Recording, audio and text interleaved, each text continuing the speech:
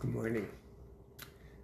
It's the first reflection of the new year, and I intend to continue talking about saints. But I thought I'd take one session and just take a time out and say, what is a saint? Obviously, I'm reading from a book called All Saints, which is very liberal on just taking inspiring people as well as official saints. And there's a history to this business of saints, and it's an interesting history in some ways. I mean, when it first started out, we've got the story of Stephen in Acts of the Apostles, where he is martyred. He's killed for his faith. And this will continue as the church is persecuted, that these people die for their faith. And they're not concerned because they say, hey, I'm going to be with God, it's okay. And other people started to hold them in very high esteem. And while St. Paul would have called all of us saints just because we jumped in and were as part of our baptism, we've become saints. Not only just priest, prophet, and king, but saint as well. But as time developed, other people would die that were very holy people, and they inspired people, and so they too got to be joined with these martyrs. So now it wasn't just the martyrs who were called saints, but the martyrs and some of these holy people that had passed away.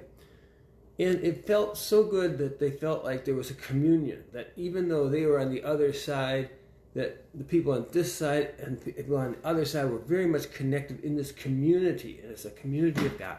And that's a wonderful, good thing. Of course, good things have a way of growing, and stories of the saints, and I don't know if you had this experience, but I have, they're very inspiring. When I hear about someone who's really done it well and done it right and really made some great progress in faith, I think, wow, I want to do that too. Or I think maybe I could do that.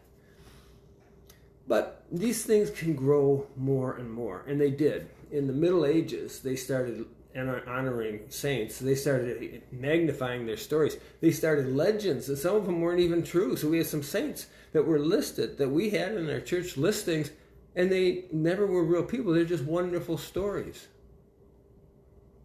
There's also, as the saints go, there was also an over-exaggeration of Mary's part.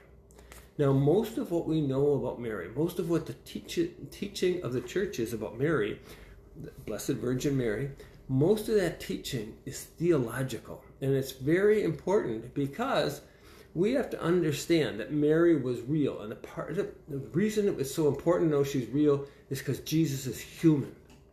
We need to know she was a virgin at the time of birth because he is the Son of God. These are deeply, deeply important things. And in the scriptures, we hear some wonderful things about Mary. The biggest thing she did was she said yes. The angel comes to her, tells her, hey, we've got this great plan for you. You can be a part, you can be the handmaid of the Lord. And she says, let it be done to me. This is known as a great fiat. And for us who are working in our faith, having a fiat, a yes, a deep fundamental yes, is critically important. The other story that's so fascinating, and I remember the story connected with it, but after it's all said and done, I think after the Magi went, the shepherds went, they had this interesting line. They said, and then she reflected on them in her heart. Most of us aren't constantly figuring anything out, but now and then something big happens, and when it happens, we have to reflect on them in our heart, not reflect on them in our mind and say, I got to figure this all out, but let it come to a settling inside. I said in the Middle Ages they got extreme, and so it got so extreme, the pious people would think, I can't pray to Jesus. No, I got to pray to this saint so he can pray for me, or I got to pray to Mary so she can pray for me. And it is okay to ask saints to pray for us. It's okay to ask Mary to pray for us. It's okay to say, Hail Mary, full of grace. That's all great.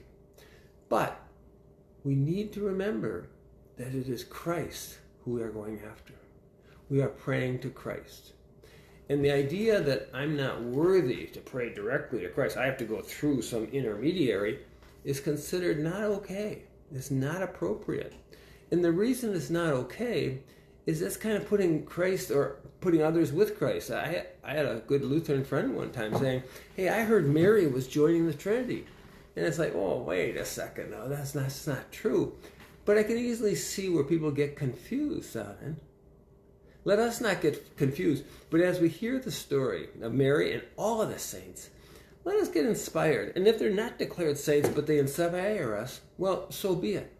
Originally, people, after someone died, they just called them a saint. That was it. Or after a little while beyond that, even the bishop got involved and said, yes, that person's a saint. Then I think around the 13th century, they switched it, and the Pope had to say, you're a saint. And so we have official saints, but we need to know that the thought of Paul is not gone. We are all saints ourselves. We can't see ourselves. We can't say, oh, I'm really good. You can't do that. No. But we are a community of saints, and we're not alone. Those who have gone with us, our parents or our spouses or those we love who have gone to the other side, they're still with us, and to pray with them is a very fulfilling thing. Let us be fulfilled in knowing that we're not separate, and that the line between here and the other side is not that so thick that we cannot be a part of a community of saints. I wish you well. I look forward to this year and talking about saints. Thanks.